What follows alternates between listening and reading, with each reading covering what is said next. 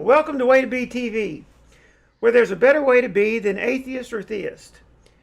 We're testing out the call buttons tonight, and we already found problems during the 30-minute countdown and had trouble with the call buttons, so I got to do some more programming. The link to our on-air hangout is in the description below. Everyone is invited to our Google Hangouts on air. You will see and hear the show stream live, and you will be able to participate on air in real time. No 30-second delay.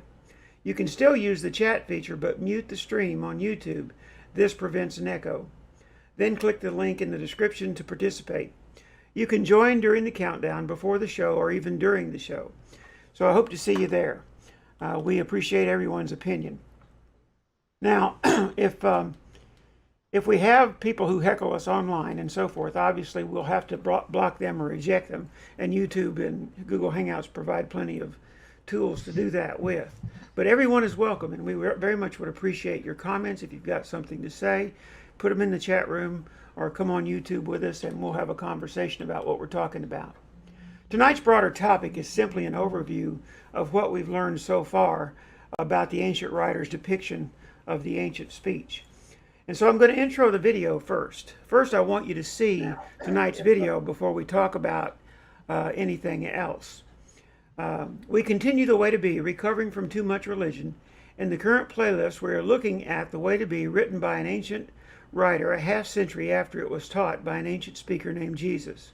We have moved through the opening assertions, the benefits of adopting this way, and the tempering of religious resistance to this way of being.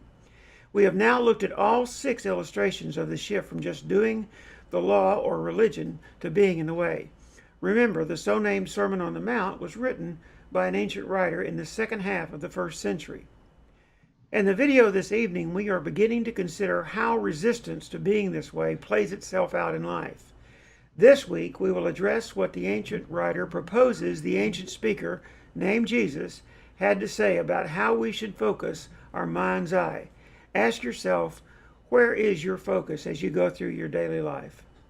So, here's tonight's video.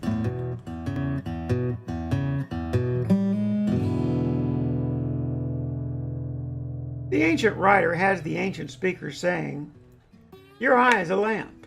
Everyone knows your eye is not literally a lamp. In this 46-second soundbite, the ancient writer has the ancient speaker using a metaphor. The metaphor is very simple. He is saying, on that which you focus your mind's eye determines your character. The ancient writer offers these ancient words for Jesus concerning religion's most pervasive hindrance to a private inward journey. We are afraid we will not get what we want by being this way. Do not lay up for yourselves treasures upon earth, where moth and rust destroy, and where thieves break in and steal. But lay up for yourselves treasures in heaven, where neither moth nor rust destroys, and where thieves do not break in and steal. For where your treasure is, there will your heart be also. The lamp of the body is the eye. If therefore your eye is clear, your whole body will be full of light. But if your eye is bad, your whole body will be full of darkness. If therefore the light that is in you is darkness, how great is the darkness? No one can serve 2 masters. For either that one will hate the one and love the other, or that one will hold to the one and despise the other. You cannot serve Theos and Mammon. The modern Christian theist and the modern atheist most often portray the 2 concentrations in this ancient writing as being a literal earth and a literal heaven beyond the clouds. Neither seems to notice the inward and outward focus expressed. I refer you to the For Heaven's Sakes playlist for a better understanding of the 32 occurrences of the figure of speech, Kingdom of Heaven. The 2 concentrations the anonymous ancient writer has the ancient speaker speak are a focus on inward character versus a focus on an outward search for contentment. The treasures upon earth metaphor refers to being noticed and the rewards that come from it. The treasures in heaven reference comes from a speaker's contiguous line of thought. The treasure, contentment, that comes from having this way about you. Those who build within themselves the way to be inherit or build treasures within, in the kingdom of heaven. Thieves cannot steal, nor moths destroy the intangible contentment that comes from being in the way. Religion earns and maximizes its pay by the show. To be seen and heard yields both the outward notoriety and the tangible rewards sought by religion. The speaker encourages his listeners to examine their focus. Religion puts clothes on its back and food in its mouth by collecting from followers. For instance, religion teaches that one should have faith to give, but does not itself have faith enough to trust the results of secret giving. Long-lasting richness of character comes from an inward journey. The more one seeks to be seen and heard outwardly, the more one is distracted from that inward journey, and the less one understands concerning the location of this journey, the kingdom of heaven within yourself. The ancient speaker seems to be saying, I choose my treasure by on what I focus my mind's eye. If I desire others to see me and hear me as righteous, holy, godly, that's what I get. If I focus on personal character, I receive inward treasure within my secret self. The ancient speaker seems to express one cannot have it both ways. Either I am drawn to public affirmation and the proceeds of it, or I cherish the treasure of the way in me. By adopting the way to be, your treasure is character that yields contentment and thus a healthy, visceral response to others. This way of being is genuine, unpretentious. Your eye is clear, your body is full of light. You are salt, refuge, and light for others. As a follower of the way, you have this way about you. Sometimes I think of it like this. If the way within you is true, only you can be true to yourself. The competition between an inward and outward focus can keep you from having this way about you. It is outward attention that religion offers. Public liturgy, public giving, public prayer, and the public acting out of righteous deeds. The modern atheist rails against religion. The modern Christian theist has made religion their God. I suppose it is a bit of irony that the modern atheist may indeed be more like Jesus than the modern Christian. In our next video, we address why his listeners lose their bearing. What persuades them to want to be seen and heard? The ancient writer has the ancient speaker begin for this reason.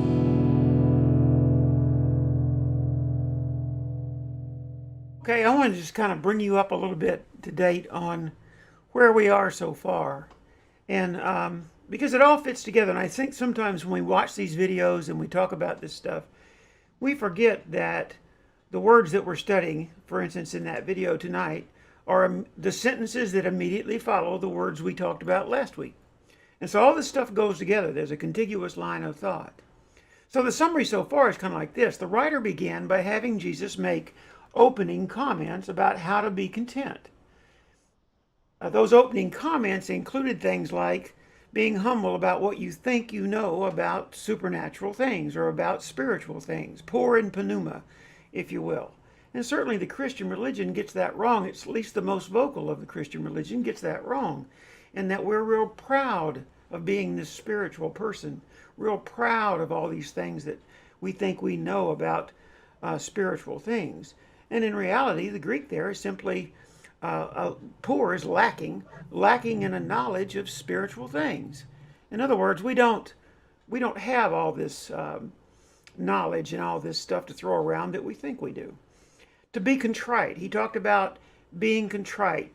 Blessed are those who are contrite. Blessed are those who mourn their own condition. People who don't know all about everybody else, but are trying to improve themselves. People who aren't critical of everybody else, but constantly are evaluating who they are and how they can improve. Blessed are the gentle, he said. Makarios are the gentle. The gentle in relationship people simply don't go through life knocking down doors. Um, People who want to know what's right. He talks about hungering and thirsting for righteousness and not being full of it, if you will. Blessed are the merciful. They'll receive mercy. That people that don't respond in kind often don't get responded to in kind very often. The point is that if you have a charitable mind, everybody around you benefits, and you benefit as well. Having pure motives toward the other person, not always trying to manipulate people into just getting what you want, but instead trying to teach people something that will help their lives, and having motives to get people to go in a direction that you think will help them be more content. Those are good things, but at the same time, you're patient and you learn from them as much as they learn from you, because we're all struggling with exactly the same problem. And being someone who wants peace between every two persons. But those principles were important. And then he has Jesus, the writer has Jesus tout the benefits in other people's lives when one adopts this way of being. He talks about them being salt, refuge, and light. Metaphors for the best aspects of friendship. Maybe even a kind of a blueprint for what one might call love.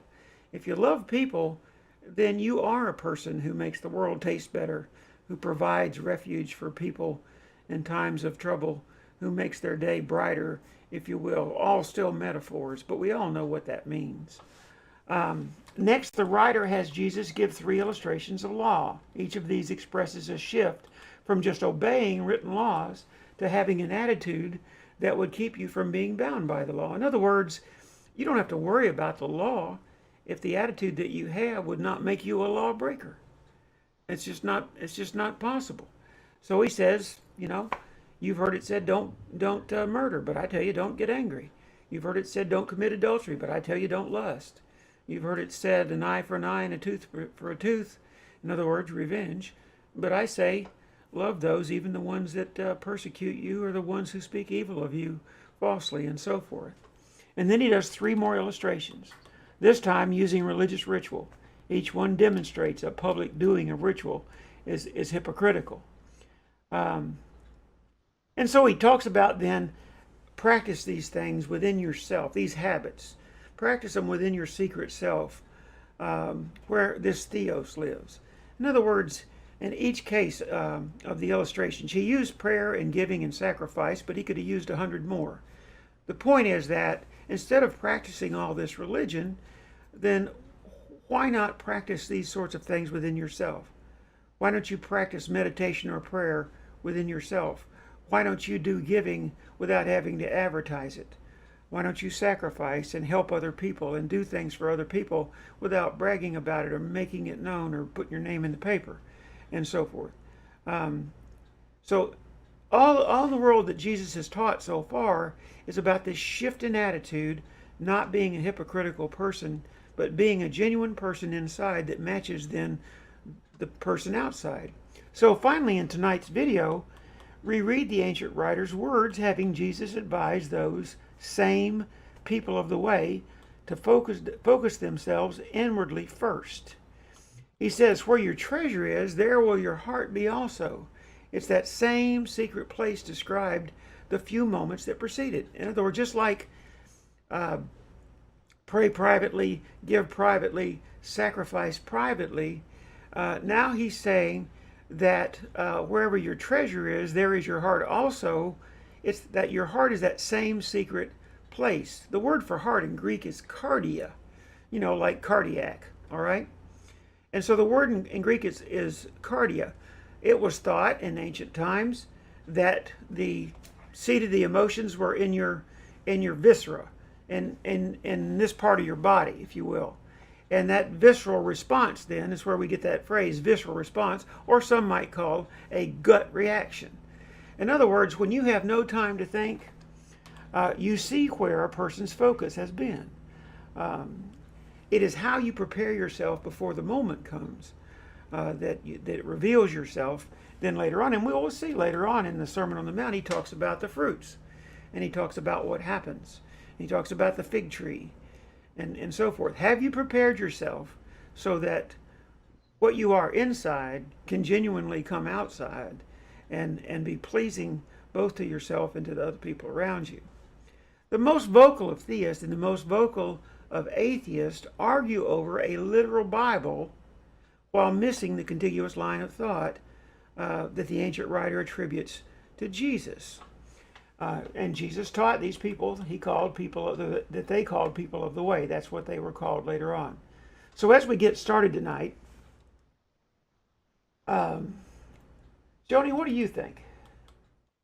Does your cardia, your viscera, your being, the place inside your mind, your thoughts, govern who you are, how content you will be, and thus how much others benefit and will become content by knowing you? Is that what Jesus is saying? I think so. Yeah. But there are also outside forces that can cause that to take a back seat, and you react sometimes beyond your viscera. You get a little bit too much input and can't control your actions and reactions and that sort of thing. If you have time to stop and think, sometimes that works, and sometimes you just panic and lie. Read the chat room, Joni. Colleen and Jan Kelly showed up with a question also. So read the chat room. Colleen said earlier, I stopped trying to, quote, keep up with the Joneses years ago. I have no problem sitting back and listening and watching. And then she talked about some of the that nowadays we have New Age scribes and Pharisees. And Jan says, but how does one get to a place where you can practice meditation or pray within when our external stimuli is in turmoil? And that's kind of what I was talking about. Yeah. Right. Sometimes it's tough to keep that control, I guess. Yeah, I like what Colleen added one more down at the bottom too. Well, hang on. I meditate, pray in the morning when my mind is not yet full of external stimuli. Yeah, I think that's a good answer to Jan's question. But no, you do that too. Yeah, I do that too. You know very well I do that. I do that every day, and I spend hours at it. I just calming myself down and getting ready for the day and thinking about, things. I always am in better shape in the first part of the day than I am at the end of the day. At the end of the day, I'm like everybody else. There's been enough stuff go wrong and enough stuff said and enough stuff not work out that by the end of the day, you're just simply not in the same good mood you was in when you got up. And so I think most of us go through that kind of day. There's more stuff in the way. Yeah. I'm not sure what Colleen means by the New Age scribes and Pharisees. I think I may very well be one of them. And the reason I say that is because obviously anyone who tries to teach, there's almost no way around it. Now I want you to think about this. There's no one who tries to teach that is not somewhat hypocritical. Well, because you can't. Well, is that not true? Things all at the same time, yeah. Carol, what do you think? Is that not true? Yeah, I think it is. Yeah, to some degree. Yeah. No. I mean, you can't. You want to teach the very best, but sometimes you think you can't be the very best. So, yeah. Well, I know that I can't be my very best.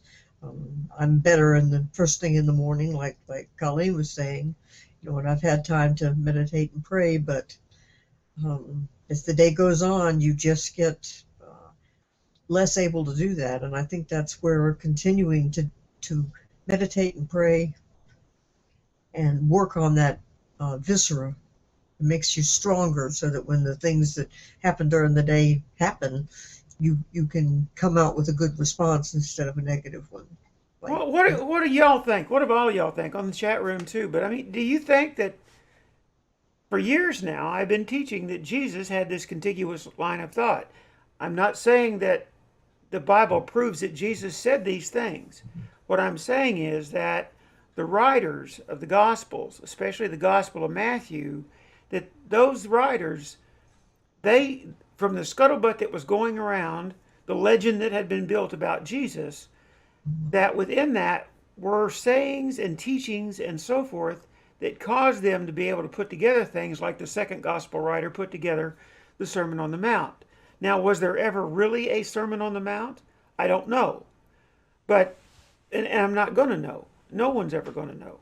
But at the same time, whatever was going around about Jesus is where he drew his material. We do know that that gospel writer copied somewhat from Mark, from the gospel we call Mark, which was another anonymous writer. We also know that that gospel writer copied from something called Q. And Q is just the first letter of a Greek word, not a Greek word, a German word that means source. It's just the source. They don't know what it is. They don't know where it is. There's no copy of it. They just know from looking at the Gospels that there was some simultaneous copying going on from another source. Okay? And so we need to understand that. And that all total, what you're seeing in the Gospels when you study the teachings of Jesus, what you're seeing is, or what you're hearing is, a bit of the tone and the tenor, if you will, the contiguous line of thought of what it might have been, the kind of things that Jesus taught and what kind of expressions that he used, because some of these expressions are quite notable. And so that's where I am. I have the impression that very possibly the contiguous line of thought is still there for us to see and to hear, at least the root, the basic kernel of it, if you will. And so what do you all think? Do you think that that's what we have in the Gospels, and that an awful lot of the embellishment that went on in the Gospels that churches argue over and all this supernatural stuff and all these things that go on, do you not think that an awful lot of that is simply the embellishment of writers who were building a religion? You know? Back up 30 seconds. Amber says that you have to practice silencing your mind in order to get yourself to a place to sort through your own turmoil. I couldn't tell you how to do that or what works. Try different approaches. And I do think that different approaches work for different people. Jan says, I agree about the morning being my best time to reflect and contemplate, but how do you reconcile the end of the day's miseries with the beginning of the day? And then Colleen says, talking about her own thing about New Age scribes and Pharisees, she says, you are a teacher, but prideful Christians I liken to the earlier statement. So she thinks of prideful Christians as New Age scribes and Pharisees. Okay. Right. Yeah, I kind of think everybody that teaches, including myself, is reaching. You know, they're doing the best they can, but they're reaching. I mean, there's just no way that you know everything. You know what I mean? Admit that you don't know. No, you better know that you don't know, or you're not going to be able to do it. But a lot of those preachers stand up there and say, I know this because it's in the Bible, or because, God, I've experienced God's voice or whatever. And that's ridiculous, really. Well, where Jan talks about, I agree about the morning being the best time, but how do you reconcile the miseries with the beginning of the day, the end of the day miseries with the beginning of the day? You go to bed and hope for the morning. I think it's life. Everybody wonders why I go to bed by 8 o'clock. I'm in the bed. I'm usually asleep by then. But the fact is that I don't know where the expression came from. You all have heard it. Maybe some of you all can tell me the root of it. I think I'll look up the origins of it sometime. But early to bed and early to rise makes a person healthy, wealthy, and wise. Well, I'm not wealthy, and I'm not all that wise. But I can tell you, when I get my sleep, I am healthier. Very definitely. Huh? Have to take your vitamins. Colleen says, I am not totally able to quiet my mind often, but I do try not to let the previous day's problems or current day issues take total control of my ability to be quiet in my mind. You've always told me that that I wake up like a goose in a new world every day. And Amber says, well, depending on the situation, I don't like to leave issues unsettled at the end of the day, but some things require extended thought. True. Yeah, and some things require waking up the next morning like a goose in a brand new world. Mm-hmm. They really do. I mean, some things just require saying, that was yesterday, that's behind me, and unless I have to, I'm not going to revisit that today. You know what I mean? Because some things are over when they're over. You ever think about that? We only continue. They only jump into the future because we take them with us into the future. Obsess on them. Huh? Obsess on them many Yeah, times. you're right. We feel like we have to continue them. And there are things that you can just say, okay, that was yesterday, that's over, I'm moving on forward. Now, I am a person, try not though. to best to do that again, think that again, say that again, X myself to that again, and just keep on going. Well, I am a person. If I think I've offended you or hurt you in some way, I will track you down and talk to you about it. Joni knows that. And I'm not so sure that's always the healthiest thing to do, but I feel so bad about making somebody else feel bad, then I wind up having to find them and fix it. But I can anyway, attest to that too. huh?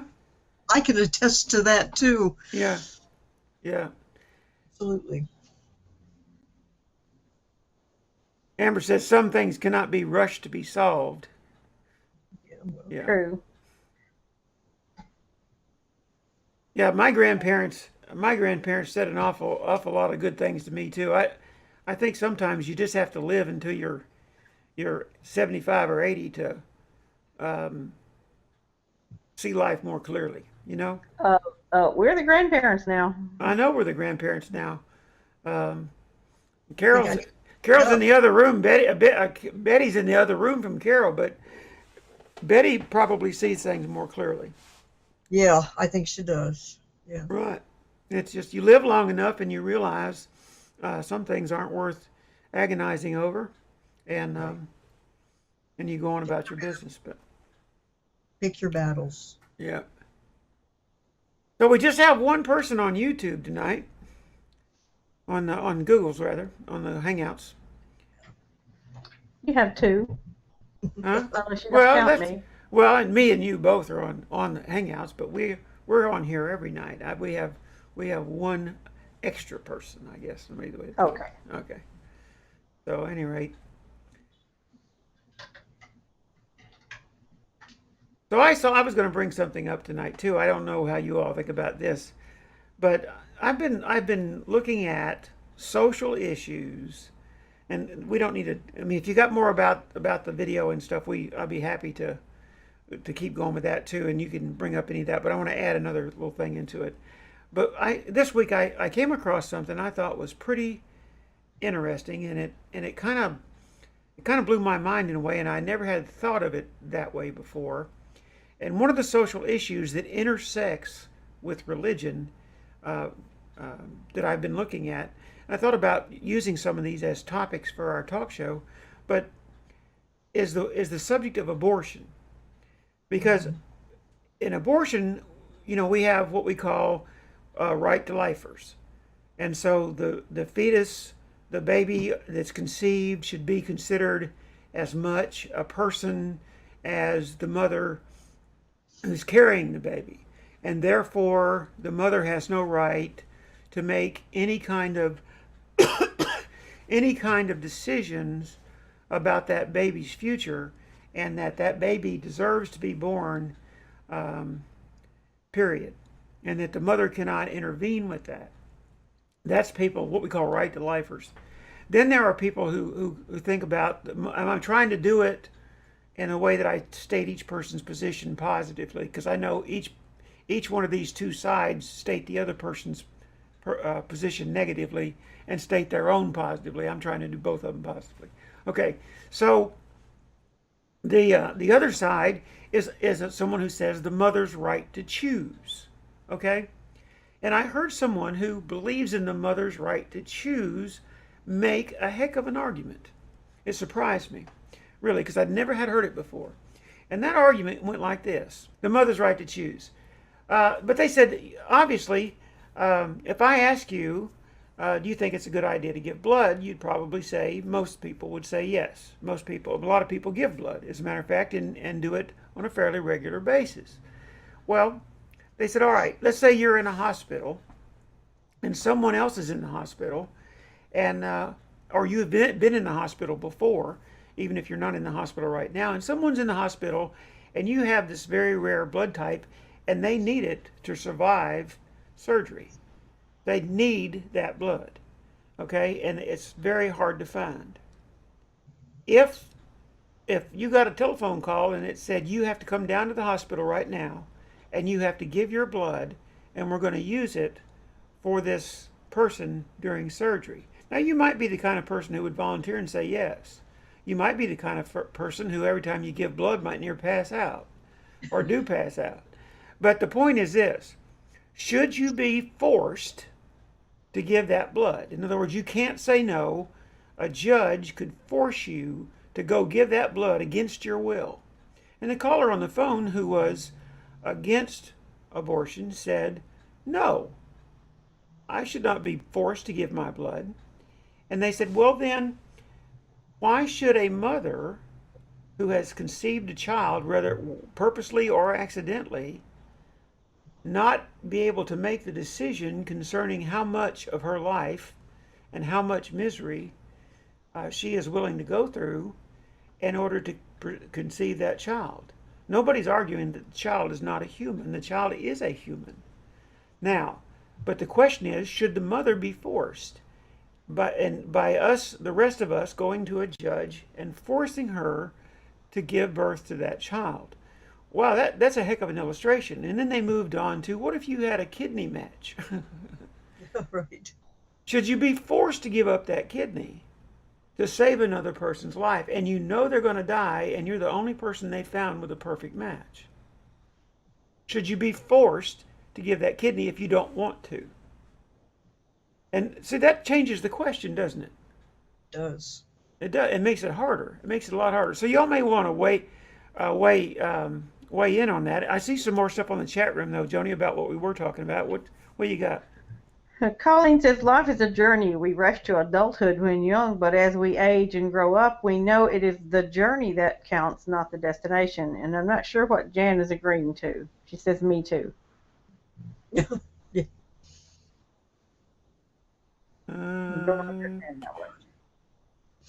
Well, there's one way up there at the top that says, I agree with Elise. That must be what Jan's referring to.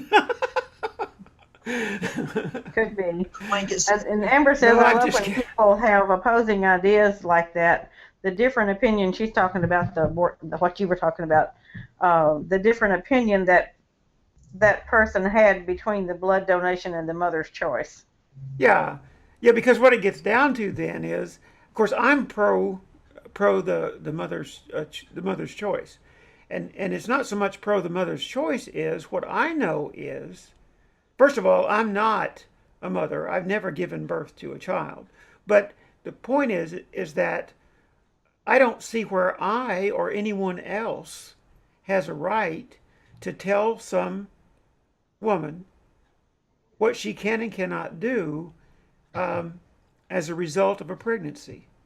Because in doing so, they're basically telling her, yes, there could be a lot of pain. Yes, there could be tons of sickness. Yes, you could die. But you're going to have to go through this all the way to birth in order that you support my religious principles. You get my point? But a lot of people who support anti-abortion are also not willing to support taking care of children once they're born.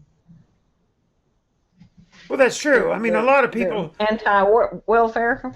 Yeah, the WIC, for instance. I've heard people who are for yeah, they're pro-life. In other words, they are people who are against abortion. They're pro-life, but yet they are also against the WIC program. Right. Well, if you're born to dirt poor, destitute parents, maybe even homeless parents, then forcing you to give birth to the child may not be all that kind of an act. You know what I'm saying? Right now, one of the things that I read about it too, a different situation that I saw, was that it seems to be in the case of Down syndrome children that something on the order of 90-something% of women who conceive Down syndrome children and have the option choose abortion. Yeah. So, in other words, that's a case where, but then someone else said, but but all Down syndrome children are so happy. Well, I don't know about that. I know they seem cheerful, the ones that I've met, but that I'm not sure I could tell you what they feel and what their life is like. I don't think that's really a fair comment. But so that then comes in the question is, well, maybe there should be abortions allowed, but under what circumstances? You know? And so it's a difficult situation. When you get right down to it, I don't think it's a community decision. The reason I'm for the mother's right to choose is because it's not my decision. It's not my town's decision. It's not the population of the United States' decision. It's that mother's decision. None of the rest of us are going to have to go through any of it. You know? So It's like any other decision that seems to be socially iffy. If it doesn't affect your life, it's butt out. Yeah. I mean, one of the ways the gay community got in such bad shape in this country was because people decided they knew all about being gay. Right. You know? If you don't believe in gay marriage, don't have a gay marriage, okay? Right. I mean, that's ridiculous. And so, don't be gay. You know, if you think they can decide not to be gay, then just decide not to be gay yourself and go right on. There's some more. Colleen says, I'm personally against abortion, but I am pro-choice, not forced. To say what I or any other woman can do or not do with her own body. Jan says, I always wrestle with this question, and I'm glad I never had to make this decision. But bottom line, I think it is a personal choice, and no one should mandate it one way or the other. And Colleen says, yes, Jan. Yes. Which is basically the same thing, and it's not just abortion, it's all social issues. Butt out. And Amber says, look, read what Amber said at the bottom, very bottom. Yeah. Especially a man. No offense. But who often have opinions about things they have no knowledge or way to experience. Oh, yes. Yeah. And that's true enough. That's true enough. What did Jan say there? I always wrestle with this question, and I'm glad I never had to make this decision. But bottom line, I think it is a personal choice, and no one should mandate it one way or the other. Right. Yeah. And that's what it comes down to. Somehow or another, we get this idea that you can legislate morality. You know? You can legislate morality. And not necessarily. What does Amber say down there? Being gay is just as much a choice as a heterosexual waking up and choosing to be heterosexual. Right. It's not a choice. Right. It's an event. It's an eventuality. Right. Well, I'm going to say it because I think it bears out saying, given my journey in life. But I'm not gay, and the fact that I'm not gay means I don't know what gay people do and do not think. All right. But I have pastored at this point hundreds of gay people. And the fact is, I find that it's very much the same as a heterosexual congregation from the standpoints of the concerns and so forth. I remember the very first time I sat down in my office in Tennessee with a gay man who wanted to come in for counseling. And he sat down on the couch and he said, and he's talking about his male companion, I guess you'd call it a husband. That's the way I think some do it. But anyway, his man friend, his boyfriend, his life mate, as far as I'm concerned, they were married. Even with gay marriage, I told somebody the other day that's been together over 40 years, a gay couple. I said, just tell people that you've been married for over 40 years, but you just got the paperwork last week. Because that's about what it comes down to. But anyway, this man sat there and he said, he was talking about the other fella, and he said, well, he comes in from work and I'm at home all day and he never wants to go out. And when he gets home from work, he plops down in his chair and he doesn't help with any of the housework. And, even when he's home, he's not home and he never talks to me. And, when I pastored a church, a straight Southern Baptist church long ago, quite frankly, sound like the same counseling session I'd had before. Okay, same one. The problems are very similar. And it's not anything very different about a gay couple than a straight couple, other than one is same sex and the other one's opposite sex. But they have basically all the same problems and all the same emotional issues and all the same struggles. Relationships are relationships. Right. And relationships are relationships. If both people Right. work at it, they last a long time. And I heard my grandfather used to say that marriage is a, um, let's see, how did he put it? An 80-20 proposition for both sides of the relationship. Both sides have got to want to give 80 and take 20. Hmm. And if they both do, I mean, the math don't work, but that's basically what keeps it going is you try to be understanding of the other side.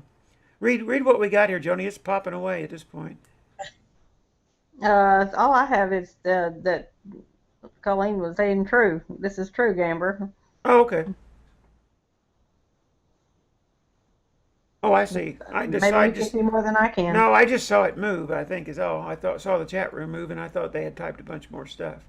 But yeah, and so Well, I whether have, whether it's the abortion issue, whether it's the gay issue, whether it's whatever kind of issue, there are certain things that the population at large don't need to vote on. yeah. Okay, I they just And don't. the It causes people, problems. the Yeah. same people Say what, Carol? I can't hear you, hon. the same people that say that there's too much government in our lives and they don't want to support, the children's health thing or Medicare or any of this kind of stuff. And they don't want the government in their lives when it comes to guns. They want the government in their lives as far as abortion and as far as the decision about gay marriage. So that's just different people picking different things. And I don't think the government belongs in much of anything, tell you the truth, except for the welfare of those who are alive. think the ones who want the government to do something about what they agree with what they think and make people do things are just, well, it's what Jan says down here. It says, I don't think you can be content in life if you are always up in someone else's business. That's right. Basically, what the people who make a stand and want the government to decree to get up in somebody else's business to make people do what they think is right instead of what they themselves think is right. Right. Right. Well, That's right. I kind of stirred y'all up on purpose with the abortion and the gay and so forth. Let me tell you why. Let me hurt you. Think about what we've been studying. And if a large portion of the population was to take the advice the ancient writer attributes to Jesus and teaching his followers of the way, if the large part of the population, maybe Jan expressed it really well right there. She said, what now? I agree. She said, I don't think you can be content in life if you are always up in someone else's business. Well, think about what he was teaching them. He was teaching them how to not have these conflicts, because the only way you can have these conflicts is for me to feel like I know better about what you need to do and what you need to think and what you need to allow and disallow than you do. Right. Right? Mhm. And so Right. and so I'm not working So on this me. is a modern day example of that, right? Absolutely. I'm not working on me. I'm working on you. And that's what we're talking about. It seems like the whole population is in this massive struggle of working on each other. It's a bunch of people who, think about it. In Congress, you've got a bunch of men and a few women standing up there opposing things that will never be part of their lives Right. in any way whatsoever. Right? Mm-hmm. It's true. Right. So to Their me, grandchildren or great grandchildren, I guess. but for me, I wouldn't even want to get like 5,000 pregnant women together and have them vote on abortion. Right. Right. Okay? Because they decide what's wrong, right, for the other one. Exactly. Exactly. In other words, there's certain things in which the majority doesn't rule. And if a person is gay, you don't worry about it. Let's say, the nature nurture argument. Remember the nature nurture argument? Are you gay because you were born that way? Or are you gay because of some kind of social interactions that you had with your mother or your father, or some kind of trauma that occurred in your life, or whatever? Is that why you're gay? Is it nature or is it nurture? You know what? It doesn't make any difference because you're gay. Or you're not. And it would appear from all medical evidence you're going to stay that way. Yeah. Okay? So, to me, there's certain things you just don't need to vote on, you know? And what Either those types of, publicly or privately. So right, keep your nose out of other people's business. they're the kind of things that are in your life that don't affect other people, you know? Right. And most of what we argue about, most of what we make our soapbox out of, you know, when we stand out there and pound our fist, most of those things are us arguing over what is right and wrong for other people. Right. Okay? Ex- I don't have except to for, pound my fist. I know what's right and wrong for me, or at least I think that I do, and every day I try to decide and get a better and clearer understanding of it, and I don't have to ask anybody. I can implement that. And Right? that's because we live in a free country. yeah, Right. and that's true, except for instance, gun legislation or not gun legislation. People owning guns and who is allowed to get a gun is very much a problem or something that we're all involved in. Right. Well, if you want a gun bad enough, you'll comply with all of the laws and you'll get one. So I go all the way back to my original question, and that is, if in the very beginning, when all the world religions were being formed, if the parts that they taught, and most all the major world religions taught this how can you be more content, it taught you inner peace, how to have a Right. life that's stable and not riddled with emotional and mental problems. But if that part of what the world religions taught had been the primary thing in religion, and they had left out all of the other ritualistic and supernatural stuff, would the world be better off today or not? Because Yes. I see most of us thinking we have the right to judge another person's circumstances and what they ought to do or ought not do comes straight out of religion, Mhm. almost every time. And that's the reason I say there's a better way to be than If not atheist or theist. directly, then indirectly. Right. That's why I use the slogan, it's a better way to be than atheist or theist. I already know that atheists would argue there's no such thing as a in-between atheist and theist. I'm not saying there's an in-between. I'm saying there's a third way to be, okay? And a fourth and a fifth and a sixth, but there's a better way to be than atheist or theist. You don't have to be either one. Follower of the way. Huh? Right. A I mean, follower but of the way. the point is they want to argue it like you have to choose. Choice A and choice B, and there is no choice C. You know? Colleen says busybodies are not self-content, so look for people to complain about. And then this is why I sit back and listen, to learn and watch, to see. What does it keep going? That's it. Refresh it. To learn and watch and to see. So just see what happens.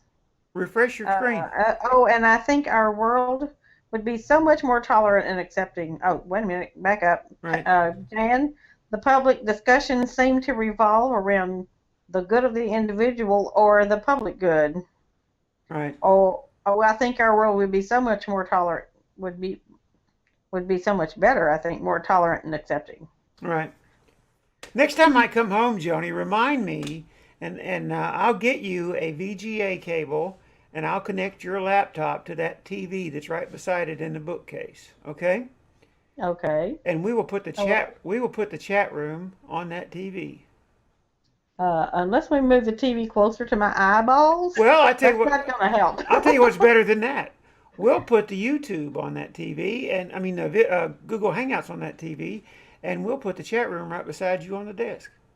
Now, that would work. Then I could see That still, would, old eyes. but then you'll be looking like me because I'm always looking over there, and you'll be like me. You look like Already you're not looking paying. down in my lap, Yeah, because that's where the iPad is. yeah. But no, I think that's the reason, and I wrote that. I was trying to figure out what I wanted to do with the bigger question, and that's the reason I said that. Tonight's bigger question was going to be, bigger topic was going to be a summary of what we've learned so far in what the ancient writer says the ancient speaker said to his followers, known as people of the way. Well, As opposed to what religion teaches us to do. well, and the truth is, it's pretty much timeless material. Yeah. You know, You can pretty much, you got all the, my grandfather used to say this all the time, you got all the job you need to work on yourself. Well, Oh, sure. Just man. work on, yeah. And he said, and everybody's strange except for you and me, and I worry about you most of the time. So, that's true. And Well, so he was a stranger I to don't know why me. we can't live that way. And I do know that a lot of these subjects are important. Um, but I think, again, it's not a matter of whether to make it a law um, that the mother has a right to choose, or to make it a law that um, that abortion is illegal. The solution seems to be butt out. Yeah, yeah, It right, seems to right. be the third solution, doesn't it? It just seems to be butt out. That mother, if she's old enough to, and she has, of course, she has a mother too. I'm sure she gets advice. But the point is, if the mother can conceive a child, then the mother has decisions to make, right? Mhm. Well, I guess it comes down to if anybody can make a child, they have decisions, but then they don't think about that before they make that child. So, I know that, but then the people who love them that are around them give them advice and so forth. But you know what? Even after your own mother and your own father give you advice, you still have to make the choice, don't you? Right. yep. There's another expression my grandfather used to have. He used to say, "This is my grandfather Mingle named Tuck after the one I did the sermon on the hay about." But the he used to say, "Gather all the advice you can. Listen to everyone that wants to talk to you about something, and consider everything that everyone has to say, and then do as you please." Yeah, yeah. And it's true because in the end, you got to live with the choice, right? Yep, yep. So that's the way a lot of this stuff is. Um, we got anything else on the chat room, Joni? We're down to like 2 minutes. Actually, Nope. we're out I of think we're time. stalled out. It's 8:30, so I think we're going to go to credits. But I appreciate y'all being on here. Do avail yourself of the Google Hangouts. Carol, thank you for coming on here. You got any parting words you want to say? No, I can't think of I'll anything. tell you what. So I'm going to show your picture right here one time. Look at how she improved her picture from last week. yes, I certainly will. Last week she Yay. looked like she was crawling out of a hole.